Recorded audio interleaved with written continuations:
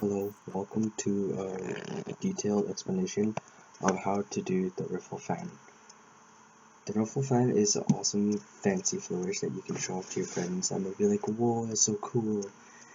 And yeah, now the thing is, I know it's like the most requested tutorial flourish on YouTube for those who do not know how to do.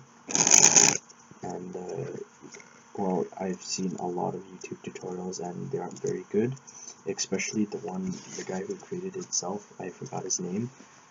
I seen the DVD and he doesn't explain it very well. But today I'll teach you exactly what you need to do and how exactly to get a 360-degree riffle fan. So some prerequisites include the thumb fan.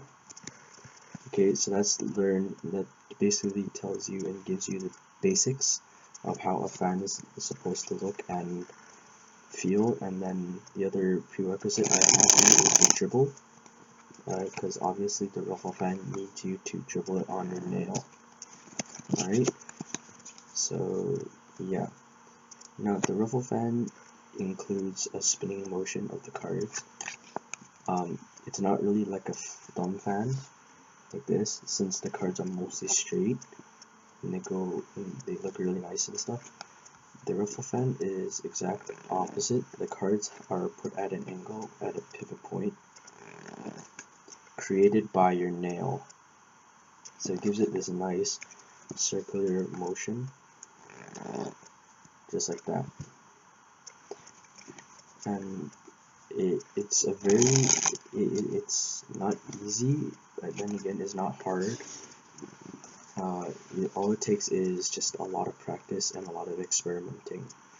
Alright, so now for the actual tutorial and explanation. So after you've mastered the riffle fan, the dribble and the thumb fan, then you can learn this part of the tutorial. So a lot of YouTubers say that, oh, you just need to dribble it on any of your nails, but that's not true, because some people dribble it on the thumb, index, or middle finger, but you gotta experiment with one of these three fingers and find which one's more comfortable with you. And once you find that, you can start learning how to riffle fan. So, the way I do the riffle fan is I take my index nail, I put it near the smaller pip at the angle right here, and then I riffle it just like that. Now how I get it 360 degrees is because of I put the deck. Sorry, someone's messaging me. Not important. Sorry. Anyways, back to it. The way how I get it 360 degrees is that instead of putting my deck vertically like a lot of YouTubers tutorials say, just dribble it on your nail. Well, I'm doing that and I can only get about I would say like a quarter way there. So yeah, the way to get it about halfway is that if you put a deck on a little bit of angle, it's not completely face down like this, the cards won't go as much as you want it, but not totally 90 degrees, I'd say maybe like 45 degrees, and you can get it a little bit more than halfway. So this is a start, and once you can do this consistently, get it halfway, you can now add a little bit more of a spin to the deck. When you're in the midway through your riffle, you kind of spin it to give it more of that 360 degrees. Just like this. Oops, bad example.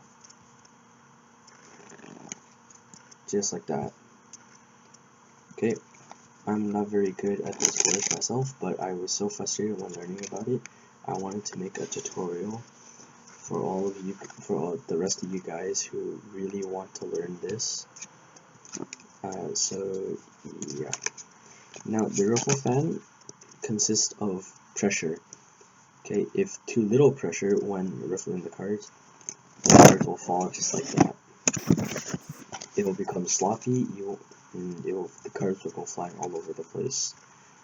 With too much pressure though, the cards won't go anywhere.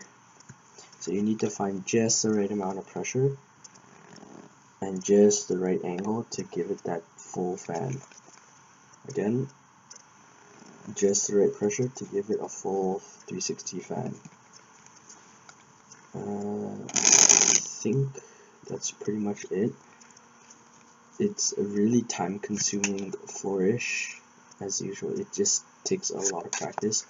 I've been doing this for a whole year, and I can do it, but it's not very consistent, and it's okay. It's not big enough though.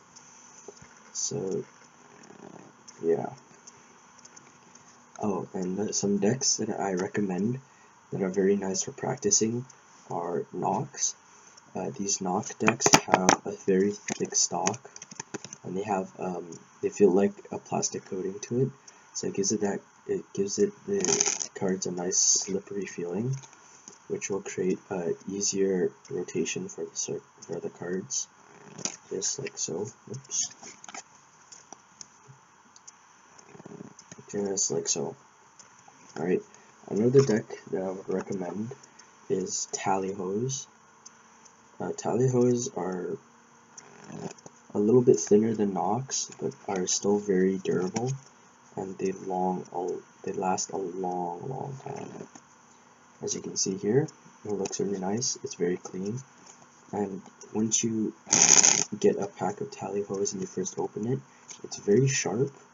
But as soon as you break it in, it's not as sharp feeling, and you'll still have that kind of slippery feeling to it, so the cards can make that circle you really want.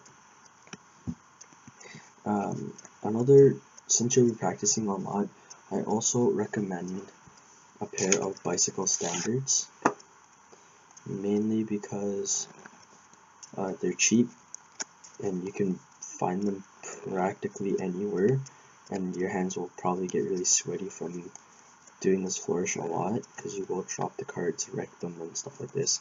So you wouldn't want to use a very expensive deck when doing this flourish.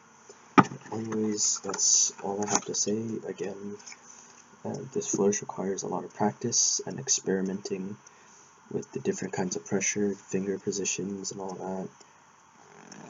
And I think after all that, you guys should be okay. Anyways, thanks for watching. I hope you enjoyed. I will put the links for the dribble tutorial and the fun fan tutorial in the description below. Please leave a like if you enjoyed, and I'll see you guys next time.